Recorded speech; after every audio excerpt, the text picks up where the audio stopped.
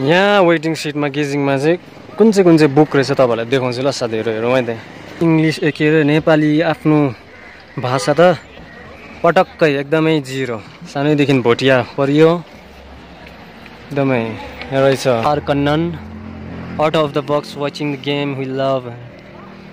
धेरै यहाँ राम्रो चिज छ साथीहरू। यहाँनिर कोही बेला अल्छी लाग्यो भने यसो तपाईँहरू गाडी ढिलो कोही मान्छे पर्खिनु छ भने चाहिँ टक्क यहाँ रिडिङ कर्नर टक्क बुकमा पढ्दा हुन्छ है साथीहरू। बुक त पढ्यो भने त पढिन्छ।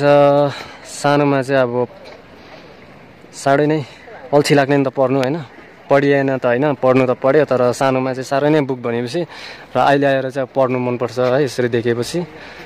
हिन्दी नेपालीहरू रहेछ। हिन्दी नेपाली चाहिँ फेरि एकदमै गाह्रो पर्ने मलाई चाहिँ साथीहरू है। के गर्नु भोटिया ल्याङ्ग्वेज पढेर होला टक्क टाइम पास राम्रो हुने रहेछ यहाँनिर साथीहरू। टक्क है त गेजिङमा चाहिँ।